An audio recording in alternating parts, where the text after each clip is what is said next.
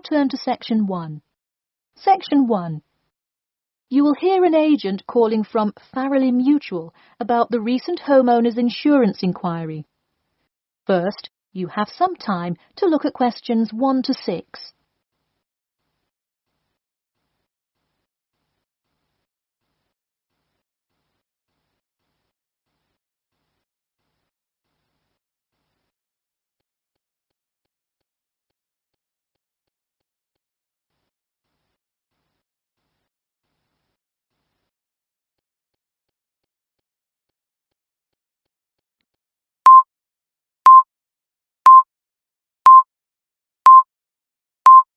Listen carefully and answer questions 1 to 6. Hello. Yes, I'd like to speak with Janet Evans, please. Speaking. Hi, Miss Evans. This is Jim Rodriguez, calling from Farrelly Mutual about your recent homeowners insurance inquiry. Yes, hi. Thanks for returning my call. My pleasure. I understand you are potentially interested in insurance for a bungalow located a bit out of town. Could you give me the address? Sure, it's 49 Greenway Court. Greenway is one word. Thank you. All right, and would you prefer to be contacted via email or phone? Either one is fine. Maybe try emailing me first, and as an alternative, I can give you my phone number. Great, and what is your email address? pk2@cat.com. Did you say cat as in the animal? Yes, it is the acronym for the construction company I work for. I'm sure you've seen them around. Yes, I have. And could you give me your primary phone number and the best time to reach you? Sure. The number is 020-4251-9443. I am generally unable to answer my phone at work, but any time after 5:30 p.m. is fine. I will make a note of that here. Now, I'm going to ask you a little bit about property itself, so we can make an accurate estimate of the cost of insuring your home. Could you tell me the size of your house? Well, I don't have the exact measurements, but I'm pretty sure it's right around 80 square meters. Should I measure it and call you back later? No, that's completely all right. I'll write 80 square meters for now to get the estimate, and then an agent will come get the exact measurements later on if you decide to purchase our insurance.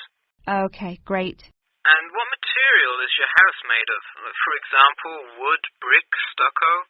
It's mainly brick. Great. That will give you a lower rate than most of the materials, since it is so strong. Wonderful. And do you have any sort of home security, Miss Evans? We don't have a fence or anything yet, but we have an alarm system that we use regularly. Good. Before you hear the rest of the conversation, you have some time to look at questions 7 to 10.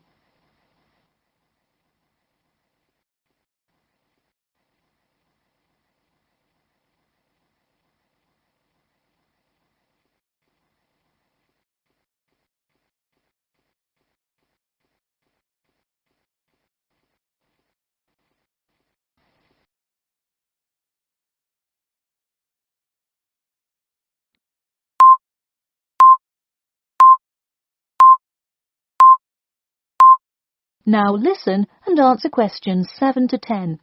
Now I'll go through a number of things we offer coverage for, and I'd like you to tell me which items you want your policy to cover.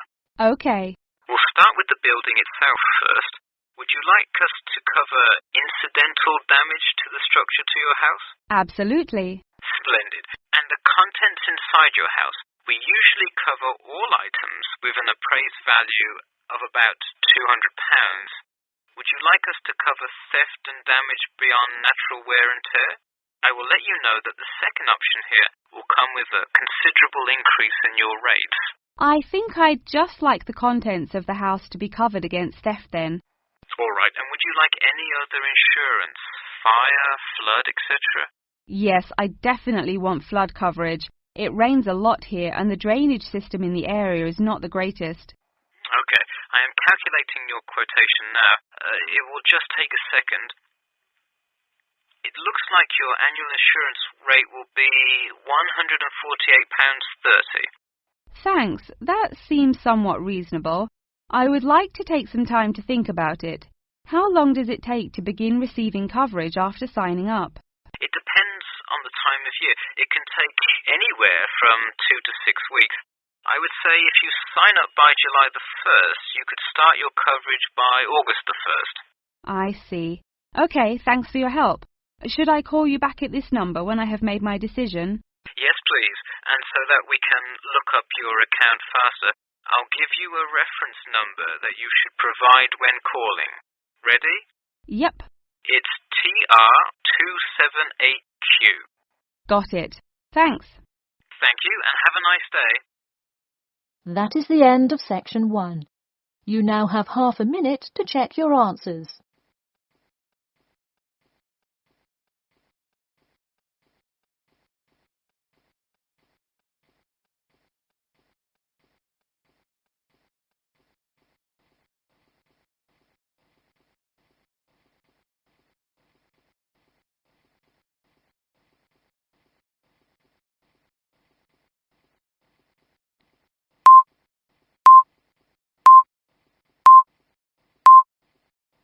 Now turn to Section 2.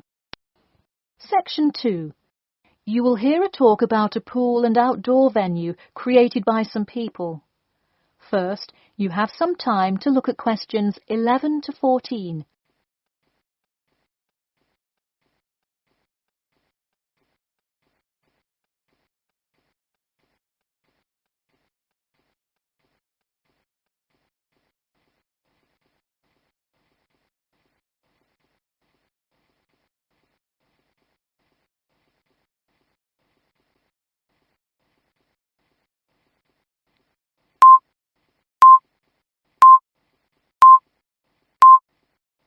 Now, listen carefully and answer questions 11 to 14.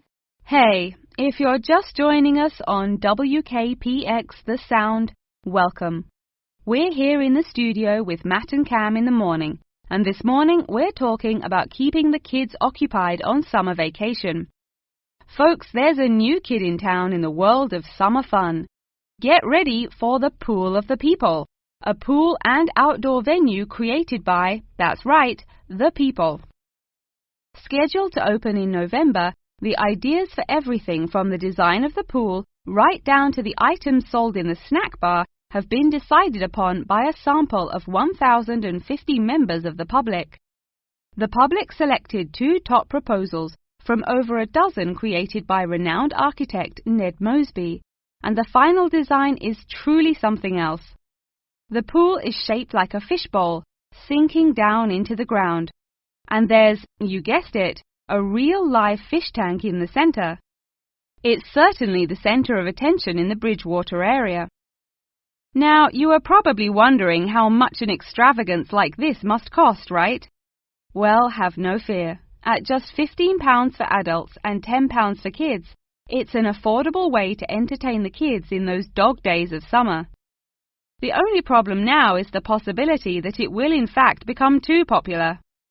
The pool is only so large, so swarms of people coming to enjoy it may cause quite a crowd in its first summer of opening. There will be an opening party for a select audience, and in line with the pool's mission, the people have decided on all the arrangements. They collectively decided on actress Rebel Wilson to host in the festivities scheduled for later this month, and even dictated the playlist by ranking their top 10 songs from a list of hundreds. There is some discrepancy, however, on the sculpture design for the foyer at the entrance. The people elected a jellyfish sculpture to greet entering visitors, but given last week's vicious attack by a box jellyfish on a local youth, coordinators fear it will bring too much fear to patrons. Before you hear the rest of the talk, you have some time to look at questions 15 to 20.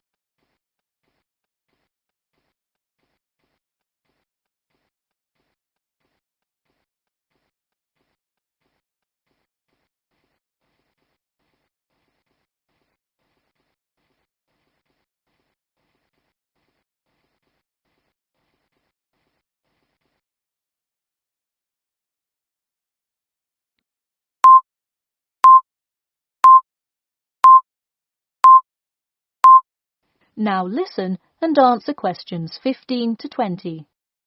The theme of the clubhouse is set to be International Waters, with a different section representing each continent, designed by the legendary local artist Roberta Annuzzi. Representing Asia in the reception area will be a mosaic made up of prominent animals indigenous to the continent. A camel, a panda, and the Siberian white tiger, to name just a few. In the West Lounge, feel the cool, icy vibes of the transantarctic mountains of Antarctica. Makes you cold just thinking about it, doesn't it? Just seeing a wall with a mural of the glacial mountains is almost enough to cool you off on a December afternoon. Almost. Why not make the trip to the pool a social studies lesson at the same time? The theme in the ladies' lounge room for Africa may not be what you expected. A safari? Drum music? The Nile River? No. Did you know that Africa was home to the first jewelry? I sure didn't. By contrast, as you may expect, North America's theme for the card room is as modern, even futuristic as it gets. Annuzzi created for North America a sort of absurdist print, interestingly juxtaposing the moon landing of 1969 with an abstract depiction of humans living on Mars. Seems to me like an interesting commentary on the future of space exploration.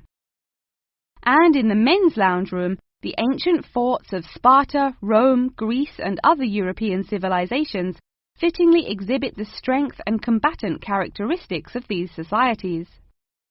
Finally, the cafe and breakfast room area is an enchanting round room that draws all attention to its center, where there is a strikingly realistic sculpture of a volcano. The delicious food may actually be only the second most exciting part of this room, in comparison to the 9-foot statue, complete with brightly colored molten lava to characterize South America. Honestly, it is like a museum visiting each room of the clubhouse. Why not make the trip to the pool an educational one for the kids? We're going to take a quick commercial break here at WKPX, but we'll be back in 10 with more on what's touted to be the summer's hottest place to beat the heat. That is the end of section 2. You now have half a minute to check your answers.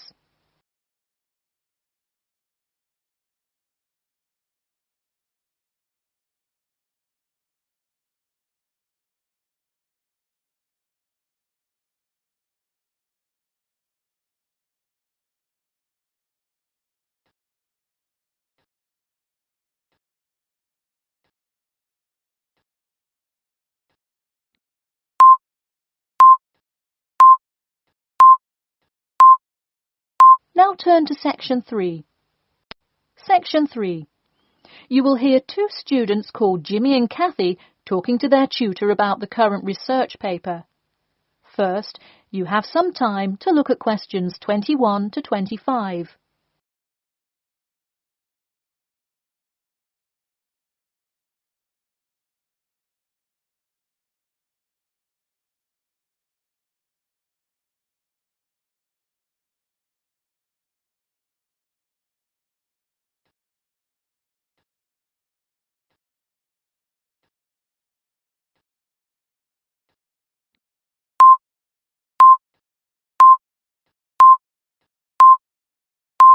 Now, listen carefully and answer questions 21 to 25.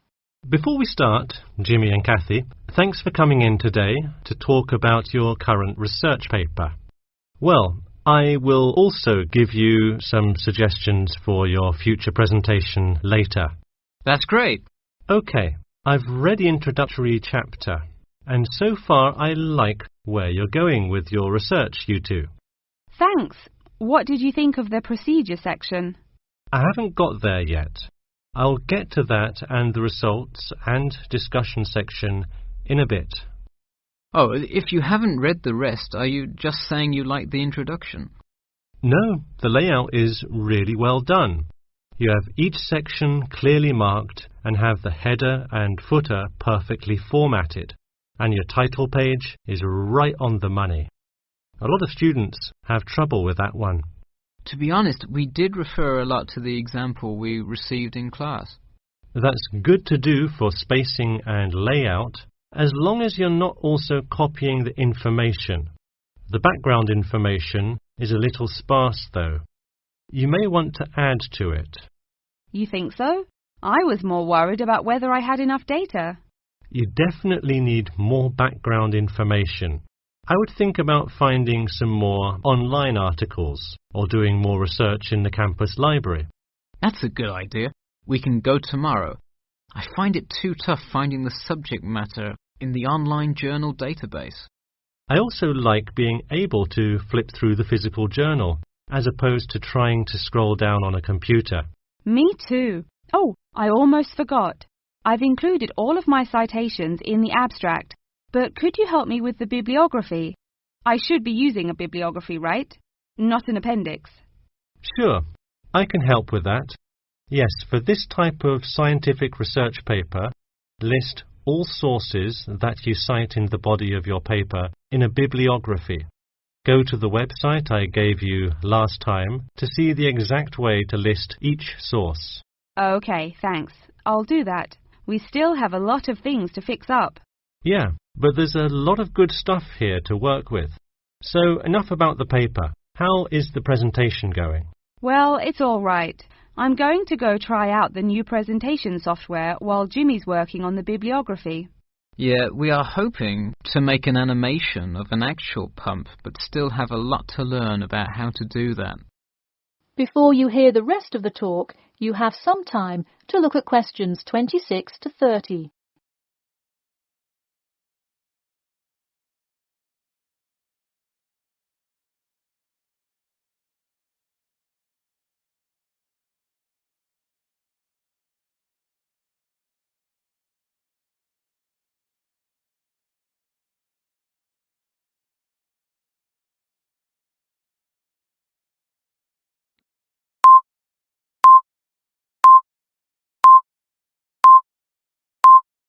Now, listen carefully and answer questions 26 to 30.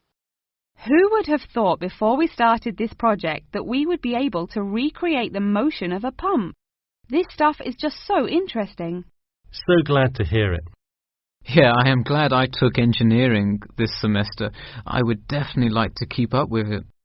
You know, there's an organization called the Machine Engineer Society. You should look into joining it. You would need to score well in your engineering class to qualify, but I think you can do it. Interesting. I will definitely check it out. I would really like to get in contact with some professionals in the engineering field to find out more. I don't really know anyone in the field now, though. I think if you keep meeting people in your classes and professors, you'll be able to get in contact with some really helpful people. Well said, Jimmy. If engineering pumps is something you both are specifically interested in, make sure you stay up to date on new developments. In fact, you could visit the local water treatment facility periodically to see what new developments are going on. That may be a good way to get some practical experience. Well, I don't think they would let you handle any equipment by just visiting the facility. If you really want to get your hands dirty, so to speak, I would recommend instead seeking a summer internship. Wow, you have so many helpful suggestions for getting a leg up.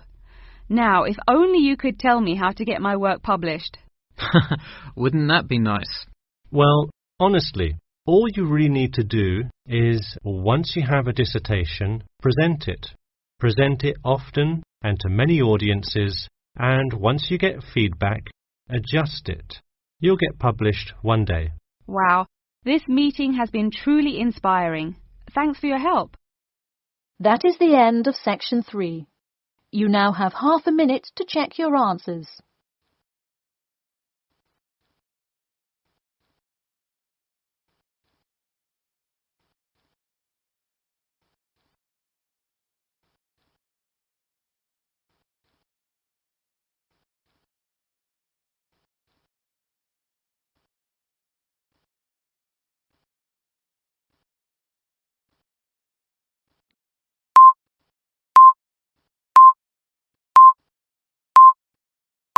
Now turn to section 4.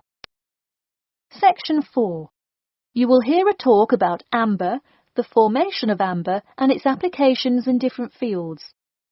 First, you have some time to look at questions 31 to 40.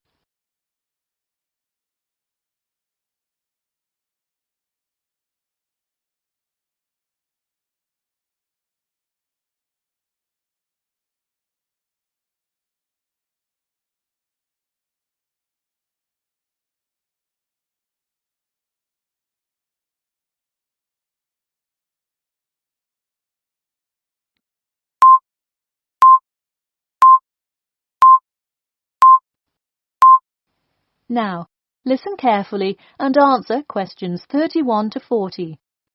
Tonight I'm going to present an overview of the research on amber. Okay, I'll start by giving a brief introduction about amber, then talk about the formation of amber, and then describe amber's applications in different fields. First of all, what is amber? Amber is not a stone, but is ancient fossilized tree resin, which is the semi-solid amorphous organic substance secreted in pockets and canals through epithelial cells of the plant. And why is resin produced? Although there are contrasting views as to why resin is produced, it is a plant's protection mechanism. The resin may be produced to protect the tree from disease and injury inflicted by insects and fungi. Amber occurs in a range of different colours. Besides the usual yellow, orange and brown, other uncommon colours are also associated with it. Interestingly, blue amber, the rarest Dominican amber, is highly sought after. It's only found in Santiago, Dominican Republic. There are several theories about what causes the blue colour in amber. The most common one links it to the occurrence of volcanic dust that was present when the resin was first pressed out from Hymnaea protera millions of years ago. At this point, you might be curious about how amber is formed. Molecular polymerization resulting from high pressures and temperatures produced by overlying sediment transforms the resin first into copal. Sustained heat and pressure drives off terpenes and results in the formation of amber. Copal, that I've just mentioned, is also a tree resin, but it hasn't fully fossilized to amber. More generally, the term copal describes resinous substances in an intermediate stage of polymerization and hardening between gummier resins and amber. So where can we find amber? It can be found on seashores. The main producer worldwide is Russia. In fact, about 90% of the world's available amber is located in the Kaliningrad region of Russia, which is located on the Baltic. Here, the resin is washed up on the coast after being dislodged from the ocean floor by years of water and ocean currents. However, exposure to sunlight, rain, and temperate extremes tends to disintegrate resin. This also indicates that amber is not really an ideal fossil preservative for most uses. We've already learned that amber is made of tree resin. It often includes insects that were trapped within the tree many millions of years ago. A piece with a visible and well-arranged insect is generally valued much higher than simple, solid amber. One Dominican amber source reported finding a butterfly with a 5-inch wingspread. This is both a large and unusual find, and most butterfly specimens have no more than a 2-inch wingspan. Inclusions in Dominican amber are numerous, 1 inclusion to every 100 pieces. Baltic amber contains approximately 1 inclusion to every 1,000 pieces. Now that you have a basic knowledge of amber, I'd like to talk a bit about amber's application in different fields. First, amber is appreciated for its colour and beauty. Good quality amber is used to manufacture ornamental objects and jewellery. For instance, using a variety of exclusive, first-class quality natural Baltic amber with silver to make natural amber jewellery. But due to the biodegradation of amber fossils, people with amber jewellery have to take special care of it to ensure that the amber is not damaged. It was previously believed that amber worn on the neck served to protect one from diseases of the throat and preserved the sound mind. Callistrate, a famous doctor in the Roman Empire, wrote that amber powder mixed with honey cures throat, eye, and ear diseases, and if it is taken with water, eases stomachache. While the mystery around that use of amber has not been cleared, one thing is sure: it will help effectively to defeat small malaises. Amber has even been used as a building material. Amber created the altar in St. Brigida Church in Gdansk, Poland. In St. Petersburg, Russia, the walls of the famous Amber Room were lined with intricate carvings and inlaid designs. This palace room is being reconstructed from photographs and can be visited at the Catherine Palace, located in the town of Tsarskoye Selo. And finally, the fourth use of amber is that... That is the end of section 4. You now have half a minute to check your answers.